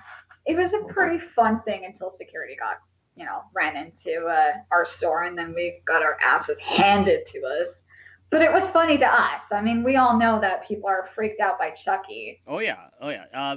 Child's Play. It came out in '88, so yeah, I was young. I think I saw that. Now I look at it, I think it was like '89 when I saw that. So that was like a year afterwards. But it's become kind of ingrained into our culture. The Buddy doll, Chucky. We've seen so many different sequels to it. So many the ones where he has a girlfriend who's a doll, and the one where he has a child, and then we have the Netflix like kind of reboot, not really, kind of sequel version, which actually was actually pretty cool. The Cult of Chucky, and still on there? Yeah, I believe so because I think it's a Netflix original. Okay, all the Netflix originals stay on Netflix, so they don't go away because they own it. Gotcha. But no, they're remaking Child's Play, and Brad Dwarf, who does the voice. Well, at the beginning, you actually see him, and then he transfers his soul into the doll. I don't know. He always plays these like creepy characters all the time. He's been typecasted. He's been typecast. He just looks like it. Yeah. I'm sorry to say, but he looks like a villain. But just the classic voice of Chucky and everything, and just still to this very day, one of those classic horror villains that you think of every time you think of scary films. You think of a creepy little doll. It's those little creatures. It's those children or dolls that you can't see coming. Like I want. This is actually in my consideration type of films for classic films, and I probably should have put it in, but I only had 10 spots. One of them was Pet Cemetery, which is actually being remade. Comes out next year, and just that little kid running around, and especially with a scalpel and everything, it's just really creepy. But no, it's one of those films that you just go back and go like, yeah, that's today you consider it a little campy because people like see more hardcore stuff, but at the time, yeah, creepy dolls. I had my friend had a Teddy Ruxpin. It's like.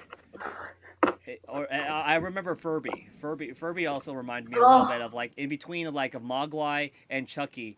Those things would come alive. Like my friend. Totally would. My friend let me borrow his Furby, and it kept talking to me all day. So I put it in the closet. In the middle of the night, it came alive. No. It came alive and started talking. I started freaking out because I wasn't moving. Nothing was moving. My dog was by my bed, wasn't moving at all, and he started talking. I'm like, what the hell? Like I had batteries taken out of mine once because it would just turn on. I think there was one time where it did turn on without batteries, and it's like, what did they make these out of? I don't know. They sold sold the soul of somebody to make those, but no, Child's Play is still a classic killer doll film, or killer. It's just a horror film in general, and you need to check that out if you haven't seen it already. And if you have seen it already, there is a remake coming out, whether you like it or not. Yes, Hollywood is running out of ideas, so they're constantly remaking stuff over and over again. So get ready to see if this will either suck or actually be pretty cool. We'll give it a shot. We'll let them have a shot at it. Okay. I want to avoid that one. We'll go with Sinister. Sinister. Sinister. Another modern classic. Yeah. Not on my list. Not on my list. Okay, good. Because I'm more like that one. I don't know if that one actually ended up in the movie theater. I think that was more of an independent film. I remember I just found it on Redbox years ago whenever it came out, and decided to get it and see what it was about. and it is creepy as hell. The demon guy in it is disturbing. They they do have a lot of jump scares, but a couple of the jump scares actually got me, and it's hard to do that because working at a haunted house for so long, jump scares, you get numb to jump scares, so it's really hard to get me to jump during a movie, and that one had me twice. Sinister is really, really creepy. It's about this demon that likes to take children. um, it lives basically in old films, like the very old real films. And I don't know, definitely watch that one if you like the demonic kind of idea. You don't He's one of those that you don't really get to see till more towards the end.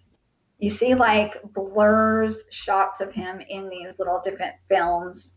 um, and you don't really think that it's a thing until the very end. And he actually stays creepy when you actually see his face, because a lot of these movies that do the last second look, it can kind of get messed up. Like, I loved Insidious, but when they revealed the demon at the end of Insidious, it kind of made it cheesy. It was a lot creepier when you couldn't see the demon. But in Sinister, they made them very, very creepy. I saw a couple of Sinister cosplays at New York Comic Con, so it's starting to pick up, I guess. I don't know. I was totally fangirling over it. Not a lot of people knew who Sinister was, but I was like, yeah, it's so creepy.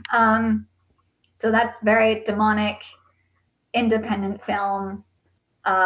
Anybody that's definitely a hardcore horror film, very much watch that one. If you're not so hardcore, you may or may not like it, because the people who are not as hardcore like the jump scare movies.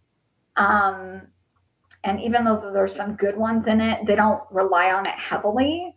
They really like the storyline more than anything else. So I would still recommend it no matter what, but Sinister, good movie. Fantastic. Yeah. All right, so for my last horror classic, we have the 1976 classic Brian De Palma film, Carrie. Now, I almost thought about dumping blood on me. I'm not gonna lie. I was like, I want to be lazy and just dump blood on me and call it good for the night. yeah. Now, this is a classic film. It really it is one of those other films that has to build up as well. This takes place in, of course, the 70s, so a different type of filming style than we have today. And the way they build this up as this girl who's she's a telekinetic. And her mom is pretty much thinks that she's possessed by demons. Yeah, she's I will beat the living God into you. Yeah, I will. You don't show your dirty pillows. Type of situation. Yeah. And she's constantly bullied at school. This is also a sort of time in a person's life where their body's changing, and they don't exactly know what's going on as well, and it's high school, and anybody who's been to high school or at least lived through high school knows it's hell. Yeah. Not just because your body's changing, but because of the relationships you're having with other people. And it doesn't even have to be like sexual relationships. It's more like friendships, and also other people that may or may not like you. There are cliques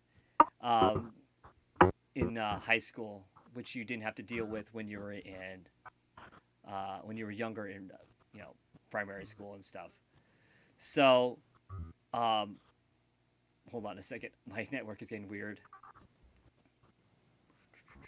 Can you hear me?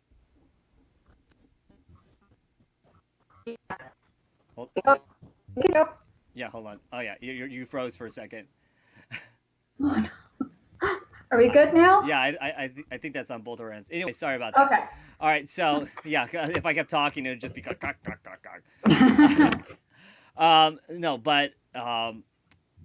no, but for this movie, Sissy plays a 17-year-old, almost an adult, and she ends up, going to the prom. And for anybody, okay, so this is not really a spoiler because this movie's been around for so long. Yeah, and it's Every a classic scene everybody that's remembers the everywhere. scene of the pig blood and over her, and Hmm. that's when shit goes down. That's when Hmm. she's had enough. And Everybody dies. it's like this whole scene is just like we've been waiting for something big to happen. I mean, small things have been happening throughout the movie, but like this huge scene at the end of the film where everything starts to happen. Horrible deaths, the gym shutting up so no one can escape. Yep. Um, and the whole thing collapsing in on her. But it is one of those classic horror films that they did remake it. They did a sequel, unfortunately, and then they remade it, I believe, with Chloe Moretz. Was it Chloe Moretz? Yes. Yes. Um, She's it was. she's She's a on good like actress. She's a good yeah. actress. She's a good actress. I Yeah. actually liked her better in Let the Right One In, better than her and Carrie. Oh yeah, that was the American remake, Yeah, right? for to Let Me In. Yeah, yeah, she was good in that too. I loved her in that. Or is it the other way around? I gotta look again. I know, I can't remember, Uh, but I remember the storyline. but no, it was. I thought she was better than that than in, Carrie. But Yeah. the original one is still classic. Still creepy. Just how it, the atmosphere of this going around this young woman who eventually goes batshit crazy because everybody pretty much drives her Mhm. to that point. And Yeah. just the ending of that is so memorable. I mean, so many people have made spoofs on it because it's that memorable in horror. They Mhm. just the girl with the prom dress on with the blood all over it. You can see a cosplay of that anywhere, and people will know Carrie, and people that Carrie. haven't even seen it know it's Carrie. So Yep. Yep. I did a zombie Giselle, my wedding dress of Giselle. The prototype was very much smaller, and I drenched it in like blood, and people will still call me Carrie sometimes. I'm like, that's not even the right dress, but whatever. You're horror fans, I guess. yep, So it's very, very recognizable. People know it right away. definitely. Do you have another pick? I haven't been counting yours. Um, I will do one last one. I will pick. Oh, they're both good. The Cell. I Okay. want to talk about The Cell. So again, I guess that's more of a psychological thriller than anything else, but it is incredibly disturbing. The A bit imagery is disturbing. My sci-fi. mom walked out of that one. Really? Yeah, I think it came to the point of the horse, and she's a horse lover, Oh, oh, poor baby. Yeah, and that I disturbed could her. understand it. She Yeah, doesn't mind people getting sliced up or killed, but when it comes to horses, it's like, nope, that's it, no that's a more, no. that's it, That's a no. That that's it. was a pretty disturbing scene. It's just the stuff they came up with. The horse scene, the torture. Vince Vaughn was in that movie too, wasn't he? Yep, and Is so that? is Vincent D'Onofrio. Again, another Oh, awesome performance by Vincent oh, D'Onofrio. He's such a good so good. he's such a good actor, but also such a good villain, and I can't wait for Daredevil season 3 for him I coming back. know. Me too. He's so Oh, good. Like he's so every time he good. comes into the scene, it's like, okay, I like Charlie Cox and everything, but Vincent D'Onofrio just outacted him like that. Like crazy. He owns that show. When he was not in it much, I mean, I loved the show, but man, he owed that show so well. And his villainry in The Cell is just incredible. That show really made his career. I wish he had more of a career. He just kind of he had his picks. It kind of seemed like he had his picks of what he really wanted to do. I mean, he had Criminal Intent. Can Oh, you repeat what you just said? Sorry okay. about that.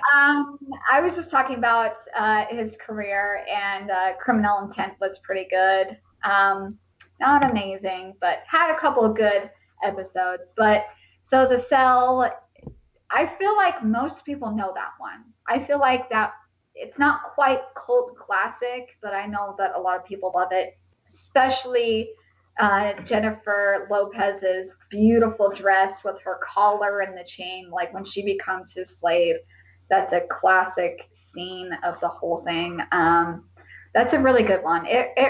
it's definitely one of those that messes with your mind. So I would recommend The Cell.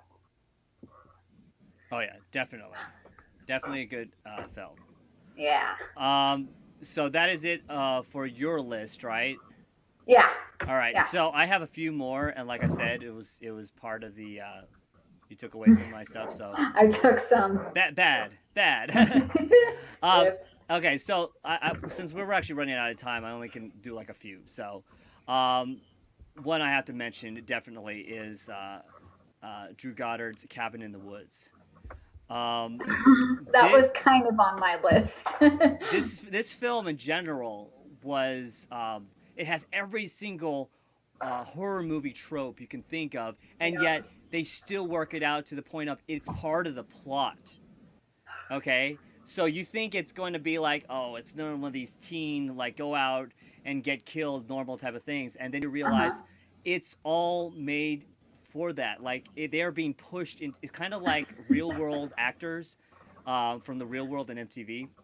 Yeah. Um, it's they're kind of being pushed into certain like storylines by the Mm-hmm. producers, like somebody spread a rumor and all of a sudden it gets throughout the house and then somebody has to get in a fight, and they did that on purpose so that they would react that way, so it's more drama.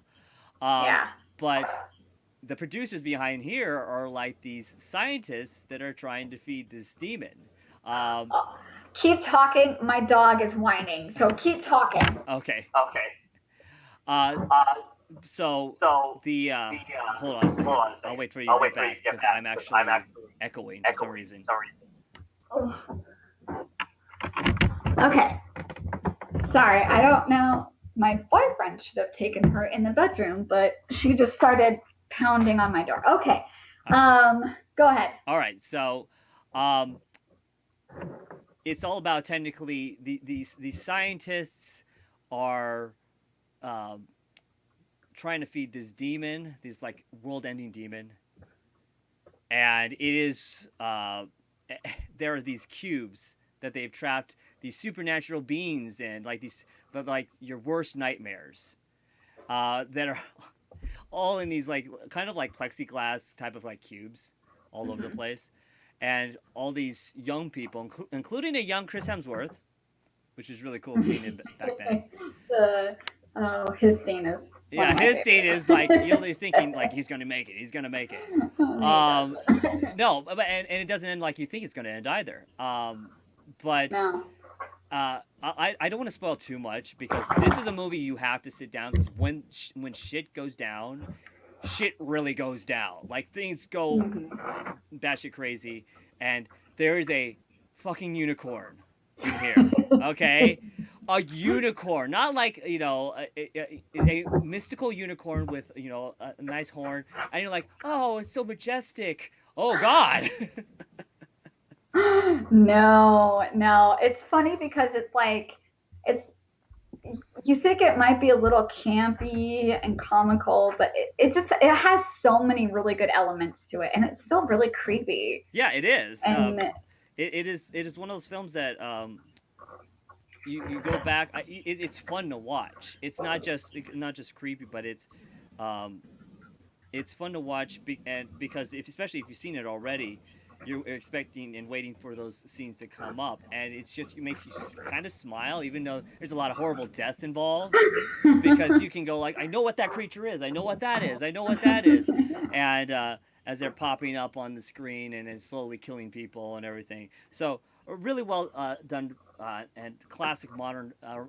It's a definitely classic modern film mhm. for today. Um, and definitely go see it. It was originally available on Netflix for a while. It no longer is, but it is definitely one of those films you need to check out. Yeah. Let's see, last two. There is one that's available on Netflix. It actually is becoming. It's very recent. It's called Oculus. Now, Oh, I know this one. yes. Oculus is a recent film with Karen Gillan, who, if you know, played Amy Pond on Doctor Hmm. Who, and it is a very awesome. In my opinion, I think they did a really good job with the film, building up to where it ends up at the end of the movie. Um, Very haunting, and um, you know, it has to do with this mirror and what might be in it, Yeah. and the the parents of these kids who are now adults uh, are trying to figure out, or at least the sister is trying to figure out, what are we going to do with this mirror? While the brother, who's been in a mental institution for years, I know I don't give away too much, but it's like, Yeah. I don't want to do this. I don't want to mess with this thing. The stories about this thing have already been, circulating, that it is something you should not trifle with. And no, let's see, it's a 2013 film. But even though it's not that old, it's only like 5 years old. It is literally becoming a major classic in the horror realm for anybody who likes horror films, and definitely should be on your list for your top 30 films to watch during Halloween, because Yeah. it is a disturbing film, especially what happens near the end and everything, where everything that they try to do will probably be the end of them. So There's only one thing that like super bothers me, and I feel like it's a girl thing. Her hair flipping side to side when she's walking. I'm sorry. It was very distracting. It was a good movie, but like when she's in her high heels and she's walking, her ponytail goes woo woo woo like all over the place. It was very distracting. It took me out of the movie. I was so mad. After that scene, I got back into it, but just forewarning, if you're very particular about those things, her hair will drive you nuts. It was distracting. I'll just say that. But the concept was awesome. Um, I saw it when it first kind of came out, so it was a long time ago. So I don't remember a whole lot of it. Oh yeah. All right, and so, let's see. So we're almost to the end of our picks. I had a bunch on here, and I know we're getting out of time, so I'll just go to this last one. We talked about this earlier in the uh, vlog or podcast, well, wherever we're doing our show, and this will be, I guess, my last pick, because a bunch of others you've already talked about, which are very, very current. So another modern classic is the film Paranormal Activity. Now, Paranormal Activity is one of those films where it shouldn't work, but it did. But it did, yeah. And it was one of those films where it was one of those first films where it actually asked you have your theater demand it, or demand it for your theater to actually show this film. So there would be a lot of online ads, and there would be a lot of things on television saying demand it, demand it.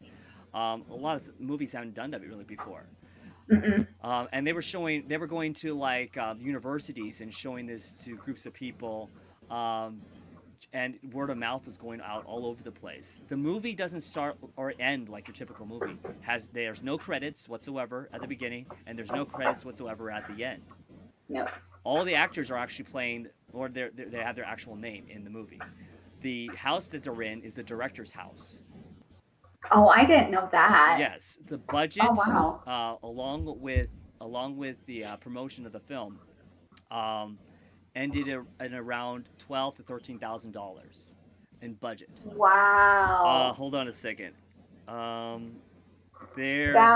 Wow. Yeah. So let me see a second. That kind of paid out for them a little bit. Oh yeah, it did pay out for them, because hold on a second. I gotta look at the actual. They changed the thing recently on how much it actually made.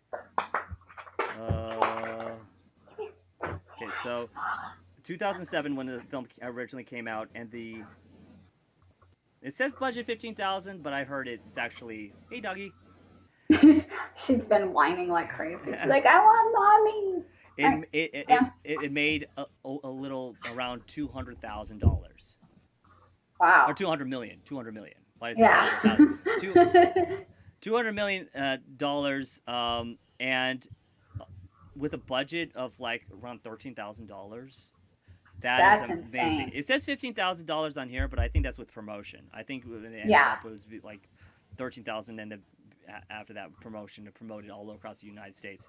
But yeah, around $200 I million did pretty good. dollars. That is pretty good when you consider that that is one of Paramount Pictures' best, like as far as the budget to box office returns is Mhm. like I think in the record for that, because you're talking about less than $100,000 or heck even less than $20,000, and you make that many times back like near 200 million dollars. So yeah, classic film. Really, a lot of jump scares, but the way they did it, I mean, handheld. A lot of people are like, "Oh, it's always shaky." Well, it's yeah, because the person's holding a camera. Yeah. Um, not much to do with special effects or anything. A Ouija board moving, something burning out in the distance, doors shutting, someone getting dragged out of the bed by a mysterious figure, um, or That just kind of creeped me out. or or That one did. or just how the character Katie just goes like she's losing it and in the middle of the night just stands over him and just stares and just stares. And it like fast forwards through the time or something like that, if I Yeah, remember. It yeah. goes through like 3 hours and she just stands in one spot staring at him and it's like, what the fuck? It is, That's creepy. and it was such a simple premise, such a simple concept, and so cheaply done. But like I said, if you can do a good movie with less than $100,000, and if it's a good story, then yeah, you don't have to put so many special effects. You don't have to end up with like a $200 million film to make a good story. I've seen like $150 million films uh, go go to crap because it was all they wanted was explosions and Yeah. blood and guts and everything, and they're like, no, it didn't have a story and no memorable characters. I will remember this tomorrow when I come home when I think about it. I'm gonna be like, I forgot what that film was about in the first place. This Yeah. film you will remember. Now there's some sequels to it. Like the second one was really good. The last one was kind of eh.